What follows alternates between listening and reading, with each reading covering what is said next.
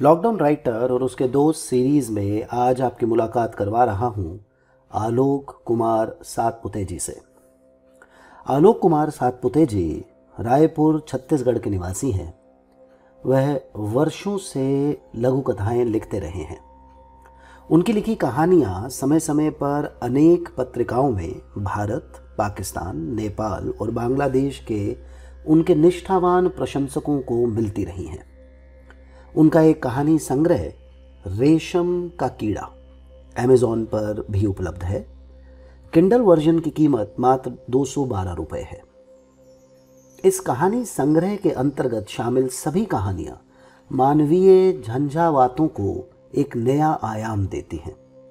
इन कहानियों के पात्र हमें अपने सगे संबंधियों से लगने लगते हैं। इस तरह की कहानियां हमें बांध लेने की क्षमता रखती हैं। आज उनकी 3 लघु कथाएं प्रस्तुत कर रहा हूं। थप्पड़। उस बस स्टैंड में 3 दयालु व्यक्ति और एक कहीं से भी दयालु नहीं लगने वाला व्यक्ति बैठा था। इतने में एक बुढ़िया अपने दोनों बेटों के विक्षिप्त होने के कारण दाने दाने को मोहताज होने की जानकारी देते हुए रोने लगी। इस पर पहले दयालु ने कहा, तुम लोग भूखे मर रहे हो, इसका ये अर्थ है कि राज्य नीति निर्देशक तत्वों का पालन नहीं कर रहा है। मैं इस बात को विधानसभा और लोकसभा तक ले जाऊंगा। दूसरे दयालु ने कहा, यह तुम्हारे गांव वालों के लिए शर्म की बात है कि उनके होते हुए एक परिवार भूख से मर रहा है। तीसरे दयालु ने कहा, माई अब रोना बंद कर दो। मैं बड़ा ही भावुक किस्म का आदमी हूं, तुम्हें रोता देखकर मुझे भी रोना आ रहा है।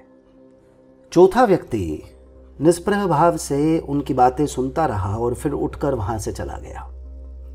इस पर एक दयालु ने कहा, देखो तो लोग 2 शब्द सांत्वना के भी नहीं बोल सकते। कुछ देर बाद वह चौथा व्यक्ति एक थैले में 10 किलो चावल लेकर आया और बड़ी ही खामोशी से उसने उस बुढ़िया को थैला सौंप दिया। अचानक तीनों दयालुओं का हाथ अपने अपने गालों तक पहुंच गया।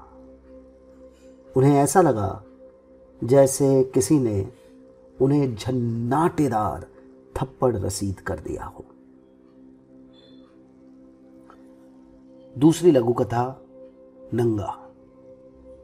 बस स्टैंड पर हाफ पैंट पहने हुए उस नाटे कद के पागल को वहां पर खड़े टैक्सी ड्राइवर परेशान कर रहे थे।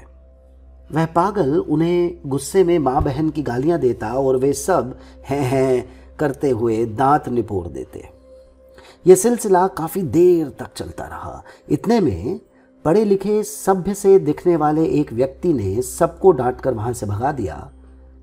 मैंने सोचा कि चलो कोई तो सामने आया उसे प्रताड़ना से बचाने, पर मैं ये देखकर दंग रह गया कि वह व्यक्ति उस पागल का सिर पकड़कर अपने साथ लाई हुई ग्रीस से उसके चेहरे की पुताई करने लगा।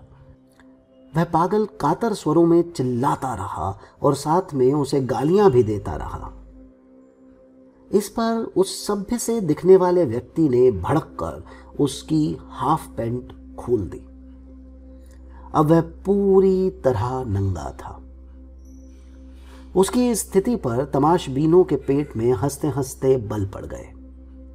इतने में ही उस सभ्य से दिखने वाले व्यक्ति की जवान पागल बेटी अपने बाप को खोजती हुई वहां आ पहुंची। तमाशबीन अब कल्पना में उसके सीने की गोलाइयां नापने में व्यस्त हो गए और वह व्यक्ति सरेआम नंगा हो गया।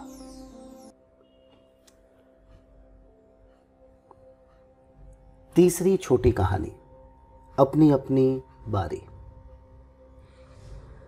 किसी मोहल्ले के एक भाग में 3 कुत्ते रहते थे, जिसमें से पहला पिल्ले से कुछ बड़े कद का, दूसरा मझोले कद का और तीसरा फुल साइज का था। एक बार सबसे छोटे कद के कुत्ते को कहीं से एक हड्डी पड़ी मिल गई। वह उसे खेलते खाते हुए घूमने लगा। तभी मझोले कद के कुत्ते की नज़र उस पर पड़ी। बस फिर क्या था, वह उस पर चढ़ाई कर बैठा। छोटे कुत्ते को भी शायद अपनी औकात मालूम थी, तभी तो वह दुम दबाकर आत्मसमर्पण की मुद्रा में उस मझोले का मुंह चाटने लगा, मानो कह रहा हो, हुजूर, इसे तो मैं आपके लिए ही ला रहा था। उसकी इस दशा पर मझोले ने दार्शनिक सी मुद्रा में अपने कान खड़े कर लिए, मानो सोच रहा हो मार दिया जाए या छोड़ दिया जाए। खैर जो भी हो, हड्डी अब मझोले के कब्जे में थी। इतने में तीसरा फुल साइज का कुत्ता घूमता हुआ उधर आ निकला। अब मझोले की बारी थी।